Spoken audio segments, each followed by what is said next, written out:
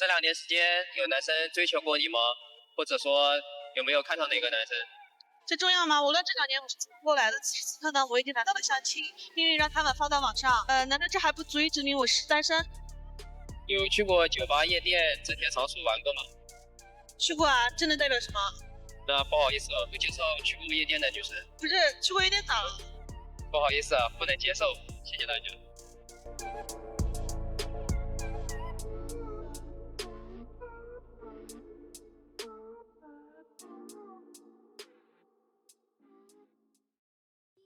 A matchmaking event for 1,000 people held in Hangzhou really shocked everyone. Surprisingly, not a single man showed up. Doesn't that sound almost unbelievable? It was supposed to be a lively gathering of men and women, but unexpectedly, only confident young women attended. They put on beautiful makeup, full of hope to find their perfect match. But the reality at the event shattered all their expectations, as the handsome guys they were hoping for simply didn't show up. It was a huge blow to them. Currently, this is no longer a game changer. The matchmaking market in Suzhou truly opened my eyes. Yesterday, I attended a matchmaking event in Suzhou organized by people from Dalian. But to my surprise, there were practically no men present. Do you know what they say? They say the women there are like leftover food. Not only is the taste not great, but the price is sky high. Those without money can't afford to marry. And those with money won't even come to these events. Now, there's a popular saying online. Chasing a woman is like visiting a grave. No matter how many incense sticks you burn, she just lies there motionless. On top of that, she eats your offerings and in the end says, "You've come to the wrong grave." Do you get this joke? What do you think about it? Oh man. It's really serious now.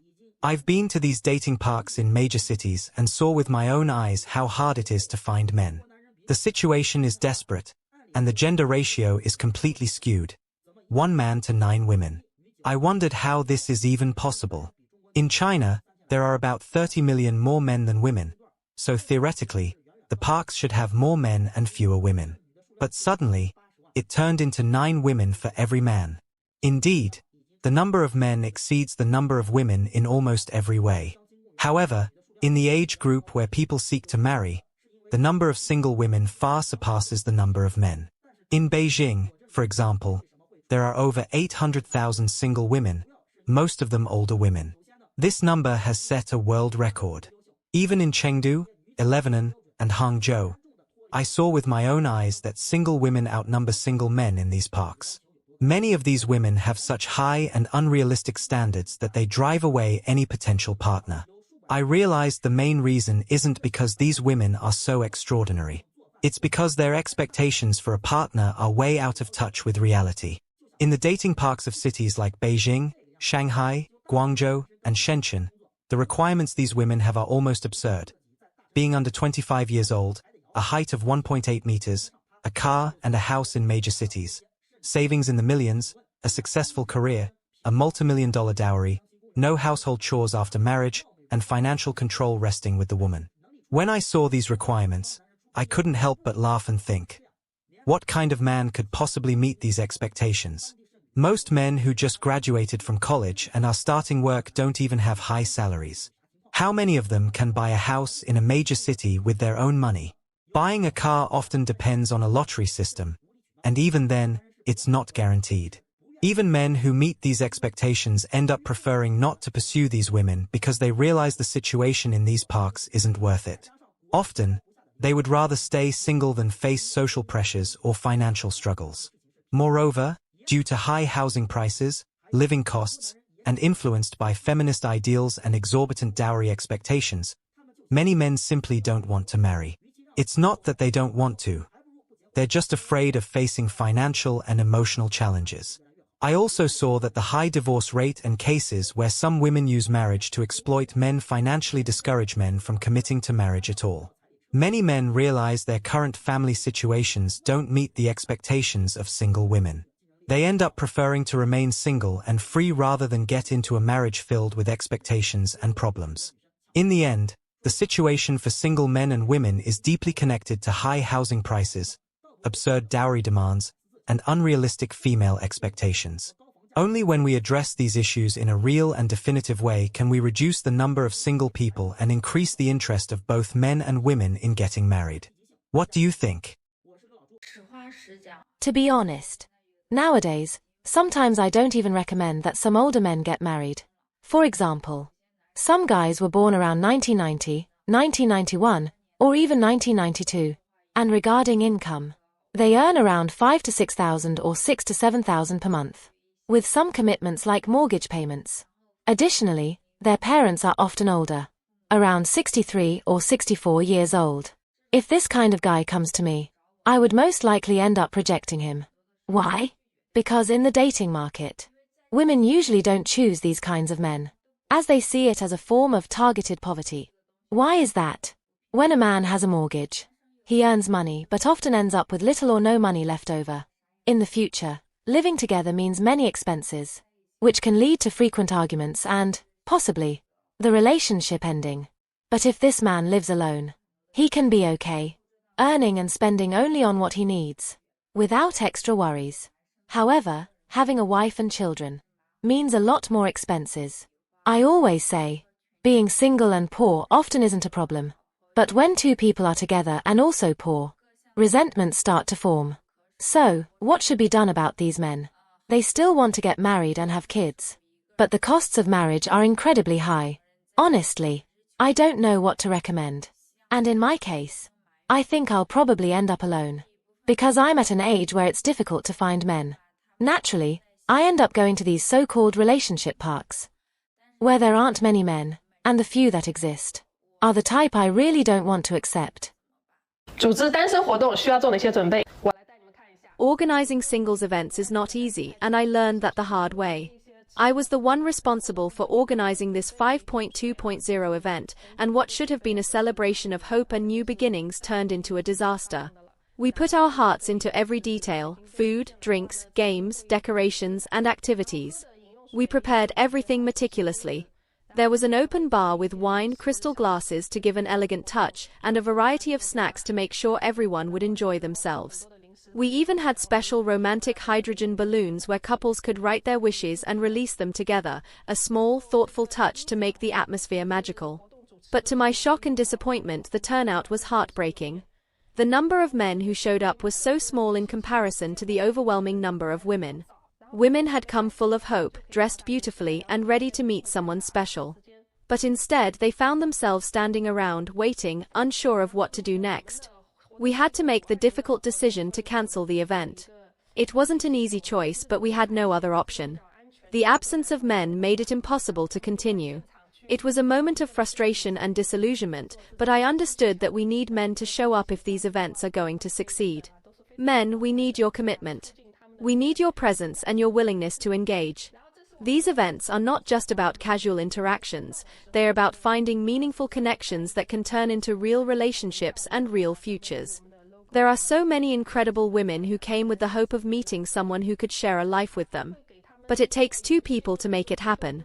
We create games to encourage interaction, activities to break the ice, and unique tools to make mingling easier because we want everyone to have a chance. But it all depends on your willingness to step up and take part. Let's work together to make the next singles event a success. Let's show that these gatherings can bring real connections, real love stories, and real futures. Don't let this opportunity slip away. Come, meet someone special, take a chance. You never know what future you could be walking into.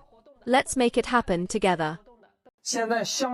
Now the gender ratio at the matchmaking park has reached 9 to 1. Did you know that? When I first saw this data, I was shocked. So, is it 9 guys competing for 1 girl? No, it's completely the opposite. This will completely change your perspective on everything. Last weekend, I casually took a walk in People's Park and saw that area under the trees packed with people. I went over and saw that it was a matchmaking gathering. There were matchmaking notices posted everywhere. When I looked closely, I noticed that the gender ratio was approximately 1 to 9. At first glance, this seems impossible, right? According to the National Bureau of Statistics in China, there are 17.5 million more men than women of matchmaking age. So theoretically, it should be easy for men to find a girlfriend, right? And initially, when these matchmaking spots first became popular, men really did outnumber women by a large margin. But then I examined the matchmaking requirements, and everything I knew was turned upside down. For example, I saw the profile of a girl born in 1985 who studied abroad, has a master's degree, a monthly salary of 20,000 yuan, and a height of 1.6 meters. The requirements for her boyfriend were born in 1985 or later, master's degree or higher, a salary equal to or greater than hers, height over 1.8 meters, own a house in the local area, not married, around 35 years old. You might think these requirements aren't too extreme, right? But the truth is, I don't know how many men meet all of these conditions. What I do know is that men who fit these criteria tend to only choose girls under 30. So, for some women, even if there are 17 million more men of matchmaking age, it doesn't make a difference because achieving this is practically impossible. To truly solve something, the first step is to get to know yourself. For these matchmaking girls, the only person who actively pursues their goals successfully is a scammer. According to statistics, 80% of victims of love killer scams are women, with average losses of 280,000 yuan. Millions of single women end up being prey for these scams. Many people spend their days watching short videos and go crazy. They think only those with million-dollar salaries are worth pursuing. But if we come back to reality, in 2022, the average annual disposable income in China was 36,900 yuan. For most people, working a lifetime might result in only 1 million yuan. But saving that amount is nearly impossible. How many so-called multimillionaires have 10 million yuan in cash? If they did, they could just deposit it in the bank and earn 3% annual interest, getting a return of 300,000 yuan in a year. Currently, only 3% of people in China earn more than 300,000 yuan annually. In this environment, finding the right path is the priority. It's about combining mindset and action. Eat rice one spoonful at a time. Walk one step at a time. You can also take a look at the dating parks in major cities. The ratio of women to men is usually 1 to 10. And in some places, it can even reach 1 to 20 or even 30. So, where did the more than 30 million surplus men go? Most of these extra men don't miss an opportunity, and are within the options women consider. Now, what are the criteria women use to choose a partner? A car? A house? Money? Preferably a stable job? Or height? Or someone who provides emotional support? But the men who meet these requirements, many of them have just graduated from college, and are already being pre-selected by others.